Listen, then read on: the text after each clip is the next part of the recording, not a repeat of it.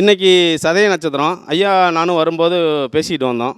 மகாபாரதமும் ராமாயணமும் நடந்த கதை ஏன் இப்படியெல்லாம் நடந்துச்சு. வரும்போது பார்த்திங்கன்னா எல்லா ஊர்லேயும் நம்ம பார்த்திங்கன்னா போலீஸ் ஸ்டேஷன் பார்த்துருப்போம். போலீஸ் ஸ்டேஷன் என்ன கலருங்கய்யா? சிகப்பு. சிகப்புங்களா? சரி, போலீஸ் ஸ்டேஷன்னா சிகப்பு கலரு. சரி, எந்த திசையை பார்த்து இருக்கோம்? போலீஸ் ஸ்டேஷன் எந்த திசையை பார்த்து இருக்கும்? அதிக பக்கம் போலீஸ் ஸ்டேஷன் நீங்கள் ஆராய்ச்சி எடுத்துக்குவாங்க, தெற்கு பார்த்த மாதிரி இருக்கும். சரிங்களா? அடுத்து என்னன்னு பார்த்தீங்கன்னா மேற்கு பார்த்த மாதிரி இருக்கும். ஏன் தெற்க பார்த்த மாதிரியும் மேற்க பார்த்த மாதிரியும் அதிகமாக இருக்குன்னா, தெற்கு திசைக்கு அதிபதி யாருங்க? கிரகம். ஓகேங்களா? மேற்குக்கு சனி பகவான். இப்போ இந்த சனி செவ்வா போர்க்களமா? ஜாதகத்திலே போர்க்களமா? ஆனால் சனி நீதிமான், செவ்வா போலீஸ். ஐயா சரிங்களா? செவ்வா போலீஸ். அப்போ எங்கே பார்த்தீங்கன்னா எந்த திசையில் பார்த்தாலும் தெற்கு இருக்கிற திசையை பார்த்தீங்கன்னா பிரச்சனை அதிகமாக இருக்கும். சண்டை, அடிதடி, வம்பு, வழக்கு, ஒரு பெண்ணால் இந்த பிரச்சனை மண்ணால் கீவில் வந்துக்கிட்டே இருக்கும். தெற்கு திசையை பார்த்த போலீஸ் ஸ்டேஷன் நிறையா இருக்கும். மேற்க பார்த்த திசையில் பார்த்தீங்கன்னா கோர்ட் அதிகமாக இருக்கும், போலீஸ் ஸ்டேஷன் இருக்கும். அங்கேயும் பார்த்தீங்கன்னா கொஞ்சம் மண்ணால் பிரச்சனைகள் இருக்கும். இந்த ரெண்டும் பார்த்தீங்கன்னா வடக்க பார்த்த மாதிரியும் கிழக்க பார்த்த மாதிரி எந்த போலீஸ் ஸ்டேஷனும் இப்போ பாருங்கள் பூங்கா மாதிரி வச்சுருப்பாங்க. அது என்ன, எதனால்? அவ்வளோதாங்கய்யா. அவங்களோட திசைகளை எங்கே போலீஸ் ஸ்டேஷன் இல்லாமல் இல்லை இருக்குது, அதிகமாக இருக்காது. அதிகமாக இருக்கக்கூடிய திசைகள் பார்த்திங்கன்னா தெற்கும் மேற்கும். இதில் பார்த்தீங்கன்னா பிரச்சனைகள் அதிகமாக இருக்கும். இதில் ஓய்வே கிடையாது. சரிங்களா? மகாபாரதத்துக்கும் ராமாயணத்துக்கும் சின்ன கதை முடிஞ்சது. சரிங்களாயா? அடுத்தது 2ஆம் பாவத்தை பற்றி பேச போகிறோம். சரிங்க, கட்டத்தில் விளக்கி சொல்லலாமா அப்படியே சொல்லிடலாமா? ஓரலாம் விலைக்கு சொல்லிடலாங்களா?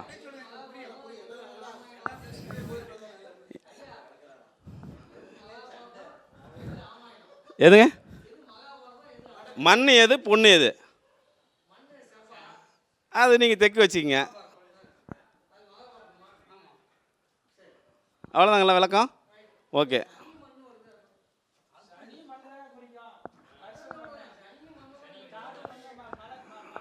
ஓகேங்கய்யா, இதோட விளக்கங்கள் பெருசாக போகும். அடுத்தது என்னான்னு ஓகேங்கய்யா. இப்போ எல்லாத்துக்கும் பார்த்தீங்கன்னா பணம் எப்படி சம்பாதிக்கிறது, பணம் எப்படி நமக்கு வருமானம் வரும், இல்லை பணத்தால் எப்படி பிரச்சனை வரும், பணங்கிறது எல்லாத்துக்கும் ஒரு முக்கியத்துவமாக போயிடுச்சு. சரிங்களா? அப்போது ஒரு ஜாதகம் அப்படின்னா நீங்கள் திசைகள் போட வேணாம், புத்தி போட வேணாம், வெறுங்கட்டத்தை வச்சு எப்படி நமக்கு சொல்லி கொடுத்துருக்காங்க. காலச்சக்கரம் அல்லது காலபுருஷன் சொல்லியிருக்காங்களா?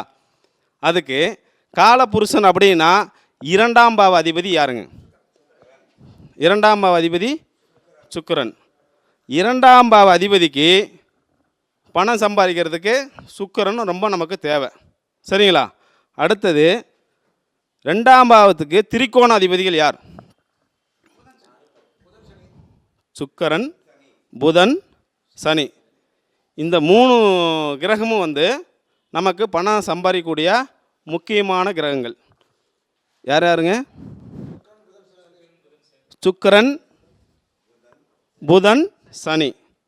இந்த 3 வீட்டிலையும் பணங்கிற ஒரு சந்திரனுங்க ஒரு கிரகம் உச்சமாக வருது சுக்கிரனோட வீட்டில்.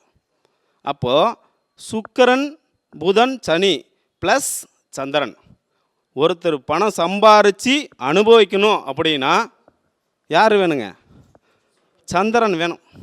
சந்திரன் ரிஷபத்தில் உச்சமாக போகிறார். அப்போது நட்சத்திரங்கள் இருக்கட்டுங்கய்யா. நட்சத்திரங்கள் இருக்குது. அந்த சந்திரனோட டச் இருந்தால் மட்டும்தான் அவங்க பணத்தை நிலையாக வச்சிக்க முடியும்.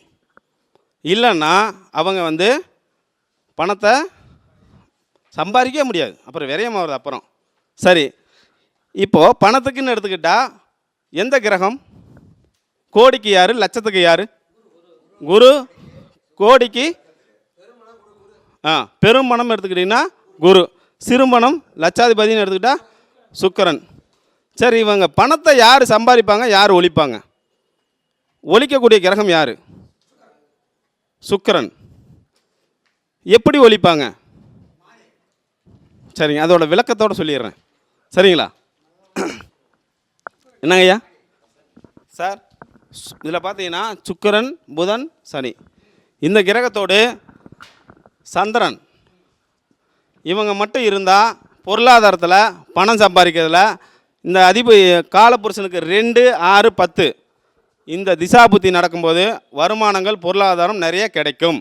2, 6, 10 ப்ளஸ் 4 சேர்த்துக்கலாம். சரிங்களா?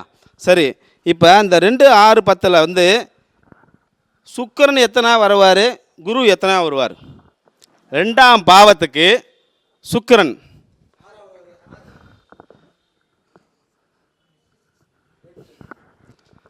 அதாவது பொருளாதாரத்தில் ஒரு பணம் சம்பாரிச்சிட்டாரு, அந்த பணத்தை தக்க வச்சுக்குவாரா, அழிச்சிருவாரா? எப்படி அழிப்பார் அப்படின்னு பார்த்தீங்கன்னா, பொருளாதாரத்தில் மனைவி வந்த பிறகு, சுக்கிரன்னா மனைவியா? அப்போது 2ஆம் பாவத்துக்கு அது எத்தனாம் பாவம் வருதுங்க? காலபுருஷனுக்கு 7. சரிங்களா? 2ஆம் பாவத்துக்கு 6. அப்போது அவருக்கு மனைவி அப்படின்னு வந்த பிறகு சொல்லி பார்த்துருக்கோம்ல, கல்யாணம் ஆன பிறகு சொத்து சுகம் எல்லாத்தையும் இழந்துட்டாங்க அப்படின்னு ஒரு பாயிண்ட். அடுத்து நண்பர்கள், 7ஆம் இடம் தான் நண்பர்கள். அப்போது அவனுக்கு திருமணம் ஆன பிறகு நண்பர்களாலையும் மனைவியாலையும் போராட்டமான வாழ்க்கையில் பணத்தை அழிச்சிடுவார். ஓகேங்களா? அடுத்து என்னன்னு பார்த்தீங்கன்னா 8ஆம் இடம். 2ஆம் பாவத்துக்கு 8 கூடையவன் யார்? குரு. அப்போ இந்த குரு அப்படிங்கிறவர் எந்த மாதிரி பணம் சம்பாதிப்பார், எந்த மாதிரி ஒழிச்சிடுவார்? அப்போ பணத்தை சம்பாதிச்சார், இந்த திசாபுத்தி நடந்து குரு சம்மந்தப்பட்டு திசாபுத்தி நடந்துருச்சு அப்படின்னா அவர் பணத்தை வந்து ஆன்மீக ரீதியாக, காலபுருஷனுக்கு எத்தனாவது வீடு? 9ஆம் வீடு. அதனால் வந்து ஆன்மீக ரீதியான விஷயங்கள் எல்லாத்தையுமே கொடுத்து அவர் எல்லாத்தையுமே இழந்துருவார். ஏன்னா 9ஆம் இடத்துக்கு 12 யாருங்க? செவ்வாய். சரி, இப்போ இந்த குருவோ சுக்கிரனோ ஒருத்தர் திசாபுத்தி நடக்குது, பணத்தை எப்படி தக்க வச்சுக்கிறது அப்படின்னு பார்க்கும் பொழுது 4, 8, 12 இது என்ன கான்செப்டில் சொல்லட்டுங்களா? காலபுருஷனுக்கு 1, 5, 9 தர்ம திரிகோணம். இதுக்கு 12ஆம் பாவம் சொல்லக்கூடிய எந்த பாவகம்?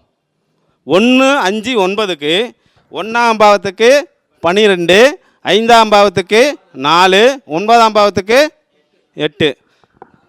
4, 8, 12 இவங்க சம்பாதிக்கிறத சேஃப்டி பண்ணிடணும்.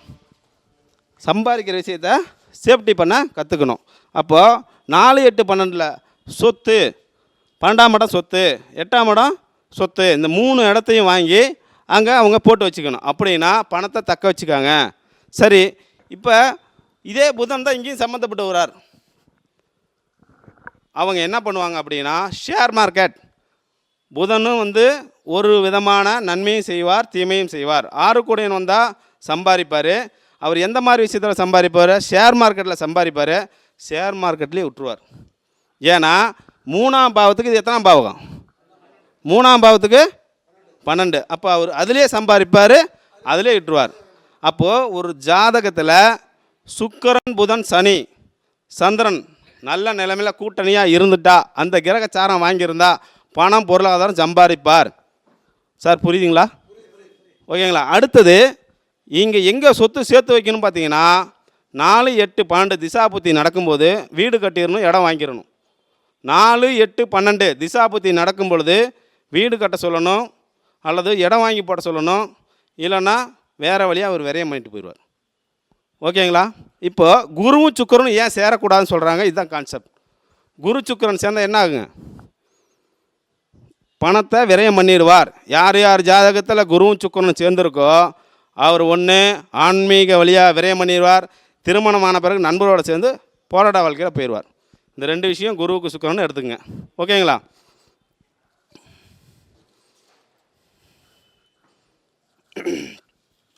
அதே மாதிரி இந்த திசாபுத்தி நடக்கும்போது குரு வந்து புத்தியும் அந்தரமோ சூட்சமோ உள்ளே வந்துட்டா சூட்சமத்தை நீங்கள் இந்த மாதிரி சொல்லிட்டீங்கன்னா அவர் தப்பிச்சுக்குவார். இல்லைன்னா வந்து பார்த்திங்கன்னா குரு வந்து எல்லாத்தையும் முடிச்சுட்டு போயிடுவார். ஏன்னா 8 தானே, தனத்துக்கு 8ஆம் இடம், அந்த மாதிரி வந்து அதை முடிச்சுட்டு போயிடுவார். சரி, தனம் எப்படி சம்பாதிக்கிறார் அப்படிங்கிற விஷயத்த நாம் பார்த்தாச்சுங்க.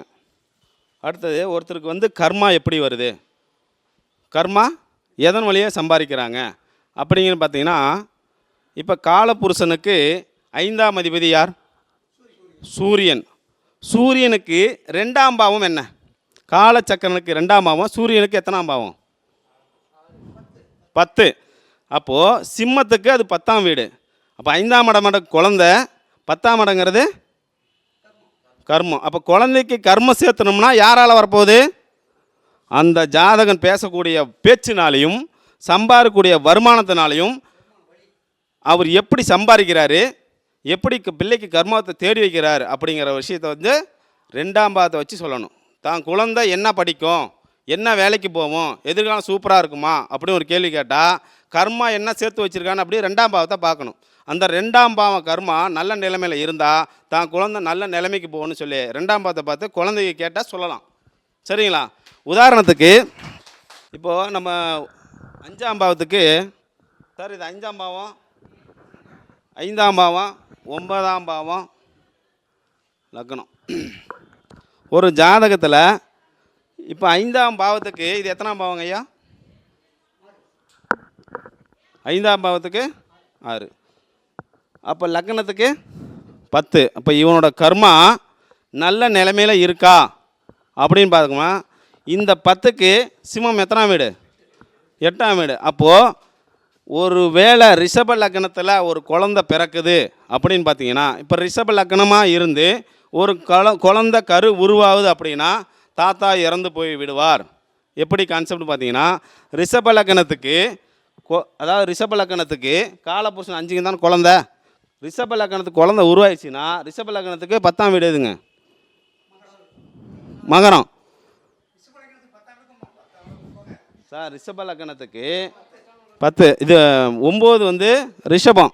ரிஷபத்துக்கு 9 பார்த்தீங்கன்னா தாத்தா. இந்த பையனுக்கு அப்பா, பேரனுக்கு தாத்தா. அப்போது ரிஷப லக்னக்காரங்க யாராக இருந்தாலும் குழந்தை கரு உருவாயிருச்சு அப்படின்னா தாத்தாவுக்கு கண்டம் ஏற்படும், இல்லைன்னா இறந்துருவார் அப்படிங்கிறத நீங்கள் கன்ஃபார்மாக தெரிஞ்சுக்கணும். ஏன் அப்படின்னு பார்த்தீங்கன்னா 10ஆம் பாவத்துக்கு அது 8ஆம் பாவம். கர்மத்துக்கு இவனோட அப்பனுக்கு கர்மம் செய்ய குழந்தை உருவாயிரும், ஆயுள் குறைஞ்சி போயிடும் அப்படிங்கிற ஒரு விஷயம். சரி, நம்ம குழந்தைகளுக்கு என்னென்ன பாவத்தை நம்ம தேடி வைக்கிறோம் அப்படிங்கிற ஒரு விஷயத்தை பாருங்கள்.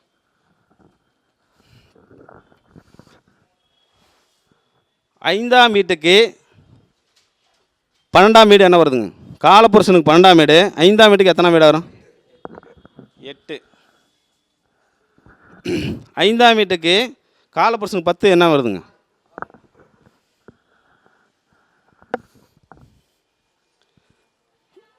காலபுருஷன் இந்த குழந்தை பாகத்துக்கு காலபுருஷன் 4ஆம் வீடு எத்தனை வருங்க? 12. அடுத்தது காலபுருஷனுக்கு 7ஆவது வீடு என்ன வருங்க? இப்போ இந்த குழந்தைக்கு நம்ம என்னென்னலாம் சேர்த்து வைக்கிறோம் பாருங்கள். கர்மா அப்படிங்கிறது குழந்தைக்கு நம்ம கொடுக்கக்கூடிய இடம் 10ஆம் பாவகம். காலபுருஷனுக்கு குழந்தை பாவம் 5, அதுக்கு நம்ம என்ன சேர்த்து வைக்கிறோம்? இப்போ என்னென்னு பார்த்தீங்கன்னா, வெளிநாடு ஒருத்தர் போயிட்டார், 12ஆம் பாவம் வெளிநாடுன்னு சொல்கிறோம். வெளிநாடுக்கு போயிட்டா அந்த குழந்தைக்கு யார் பார்த்துக்குவா? அப்பன்னு யார் தெரியுமா? அப்பா வந்த பிறகு அந்த பாசம் இருக்குமா அப்படிங்கிறது ஒரு குழந்தைக்கு. வெளிநாடு போய் சம்பாரித்து வந்தாலும் குழந்தைக்கு புண்ணியம் இல்லை. சரிங்களா? அடுத்து என்ன பார்த்தீங்கன்னா 10ஆம் பாவகம், நீங்கள் என்ன தொழில் செய்கிறீங்க அப்படிங்கிறது குழந்தைக்கு நல்ல விதமான தொழில் செஞ்சு நல்லா சம்பாரித்து வச்சுட்டிங்கன்னா குழந்தைக்கு எந்த கர்மாவும் வராது, நம்ம ஆரோக்கியமாக இருக்கும். தீய தொழில் செஞ்சுக்கிட்டு நிறைய கர்மாவை தேடி வச்சிங்கன்னா சிவஞ்சொத்து குலநாசங்கிறது இங்கே தான் வரும். சிவஞ்சொத்து குலநாசத்துக்கு என்ன அர்த்தம் தெரியுங்களா? சிவன் சொத்து குலம் நாசம் அப்படின்னு என்ன அர்த்தங்க? காலபுருஷனுக்கு 10, அதுதான் சிவனோட சொத்து. காலபுருஷனுக்கு 10, சனி ஈஸ்வரன் அங்கே தானே இருக்கிறாரு. சனியோட வீடுங்களா சார் அது? ஈஸ்வரன் சனீஸ்வரன் தானே சிவனோட சொத்து. சிவனோட சொத்து பாவங்கள் அதிகம் சேர்க்கும் பொழுது 5ஆம் பாவங்கிற குழந்தை பாவம் 8ஆம் மாறுதா, அது அழிஞ்சு போயிடும். அவ்வளோதான். சிவன் சொத்து குலம் நாசம் அப்படிங்கிறதுக்கு அர்த்தம். நம்மளோட ஜோதிடத்தில் 10ஆம் பாவத்தை பார்த்து என்ன கர்மா சேர்த்துருக்காங்க, அவங்களுக்கு குழந்தை பாக்கம் இருக்குமா இருக்காதாங்கிறது எந்த கிரகத்தையும் பார்க்காம கட்டத்தை வச்சு சொல்லிவிடலாம். அவ்வளோதாங்க. இது வந்து ரூல். இந்த ரூல்லாம் தெரிஞ்சால் மட்டும்தான் நம்ம வந்து ஈஸியாக பலன் சொல்ல முடியும். சரிங்க. அப்போ வந்து 4 இதில் என்ன விஷயம் சொல்லியிருக்காங்க, 4ஆம் இடம், 7ஆம் இடம், 10ஆம் இடம், 12ஆம் இடம் நேர்மையாக இருக்கணும். 4 4 7 10 12 இதில் வந்து நேர்மையாக இருந்துட்டா தன்னோட குழந்தைக்கு எந்த ஒரு பாதிப்பும் வராது. குழந்தைங்களுக்கு பாவத்தை சேர்த்தாமல் இருக்கணும். சரிங்களா? 1ஆம் பாவங்கிறது நான், 5ஆம் பாவங்கிறது குழந்தை, 9ஆம் பாவங்கிறது தகப்பன். இந்த 3 பேர் தொடர்பில் என்னன்னு பார்த்தீங்கன்னா சனீஸ்வரன் வந்துடுறாரு. சரிங்களா? அந்த சனீஸ்வரங்கிறதுக்கு சிவன் சொத்து கொலநாசங்கிறதுக்கு இந்த ஒரு டாபிக் வந்து நீங்கள் தெரிஞ்சு ஞாபகம் வச்சுக்கணும். நீங்கள் செய்யக்கூடிய தொழில் என்னன்னு, இப்போ நம்ம செய்யக்கூடிய தொழில் என்ன தொழில்? ஜோதிடம். இது என்ன ஆன்மீக தொழில் அல்லது ஒரு யாரையும் ஏமாத்துற தொழில், யாராவது இந்த தொழிலும் எந்த தொழிலுமாக இருந்தாலும் நேர்மையாக இருக்க கற்றுக்கணும். இப்போ நம்ம சொல்கிறாங்க எல்லோரும் அந்த பரிகாரம் பண்ண, அதை பண்ணி இதை பண்ணி சொல்லிட்டு, சார் நான் இது மாதிரி அனுப்பியிருக்கிறேன், நம்ம ஆளுங்க தான் அங்கே வராங்க, நீங்கள் பில்லு எவ்வளோ போடுறீங்க? 3000 ரூபாயா, இன்னொரு சைபர் சேர்த்து போட்டுங்க. அசால்ட்டாக நமக்கு தெரிஞ்ச ஜோசியர் சொல்கிறாங்க.